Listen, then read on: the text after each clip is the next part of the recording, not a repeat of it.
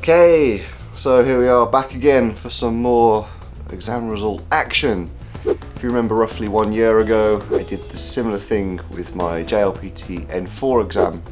Opened my results kind of live on camera, well not live because I edited the footage afterwards, but I opened them on camera to try and capture, you know, the kind of that nervous, tense, just terrifying feeling you get when just checking results for an exam, especially with JLPT, because you have to book the exam about 3 months before you actually take it, and then once you've taken it, it takes about 6 or 7 weeks to get the results. So all in all, it's just a long process, a lot of studying, there's a lot of waiting around, and it's not great. So this time I'm a little bit more apprehensive because I'm pretty sure I didn't pass the N3. It was just hard. I mean, the step up from 4 to 3 was just so difficult, and in the preparation for it, going from N4 was maybe like 200 kanji or 300 kanji and maybe like 90 grammar points. N3 goes up to another additional 180 grammar points roughly, and another 600. I mean, kanji is not so much of a problem for me particularly, but still, like, you have to just know way more words, vocabulary. The grammar is just, it's so much harder, and the listening section, as always, my listening is just horrible. So yeah, I'm not confident, but yeah, let's just get stuck into this and see what happened. So I just got to log into my JLPT account, so let's do this real quick. Then we've got to click test result and certificate issuance on the side here, and this should go to my results page. What happened? Did I pass? No, I didn't. It's a bit disappointing, but I was pretty much sure that was going to happen anyway. Failed. Score 93 out of 180. That's fucking terrible, isn't it? That's bad. 90. But actually, if I remember correctly, my N4 score was worse. So I got a better score and a harder test. So there's improvement there, you know, not bad. Okay, well, yeah, let's click for details and see exactly why I did so badly. So if you don't know, there's 3 sections to the JLPT test. The first one, language knowledge, vocabulary and grammar. The second one is reading, and the third one is listening. Listening has always been the biggest problem for me, and I hate it that they put it right at the end of the test, because the test is so long. I mean, in this case it was pretty much 3 hours long, and by that time my brain is just dead. I have no more energy to concentrate on what is being said or even reading, but just listening to things after 2 hours, just like concentrating so hard to a language that I really struggle with. It's tough. It's really tough. But surprisingly, that was not my worst area this time. Listening was 29 out of 60. So I believe all sections you need to get at least half the score to pass. So I was 1 point away from passing on a listening section. But actually reading was 27 out of 60. That surprises me, because I felt like the reading section was maybe my best one this time. But no, language knowledge was 37 out of 60. So all pretty shocking, you know, and in general just above 50%, 51 or 52%.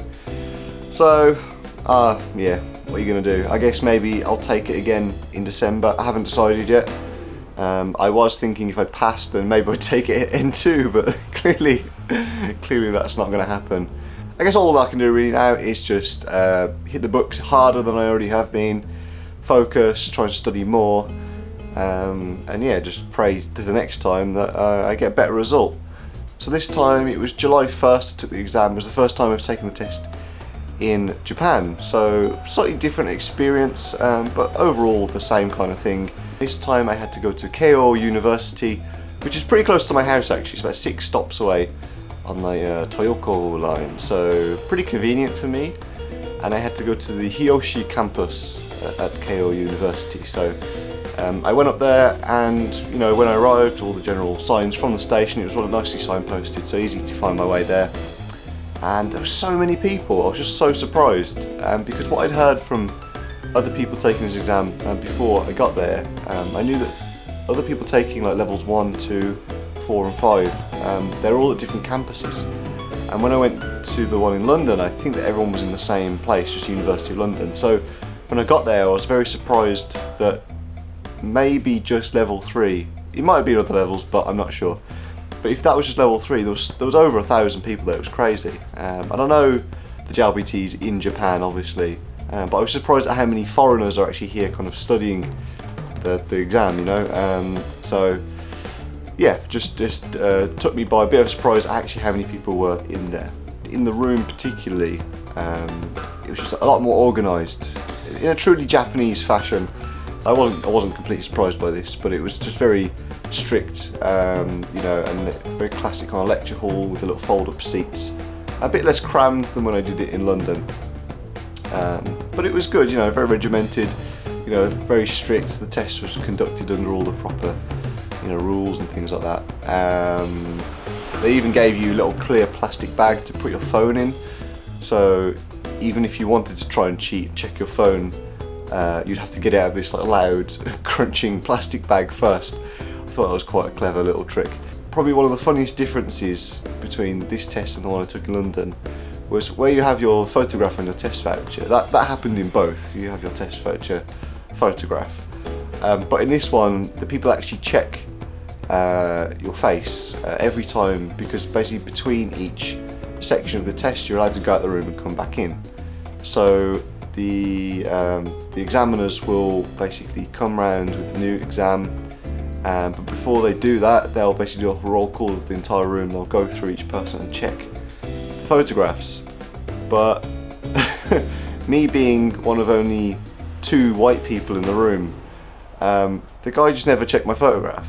It was really funny because there was a lot of like other Asian people there, so I guess like Chinese, Korean, Vietnamese, Taiwanese, but whatever, you know, there's just a lot of other Asian people in the room, and the examiner was meticulously checking everybody's faces as he went up the rows and checked against his sheet. And then when he got to me, he was like, yeah, white, and he just walked right past me.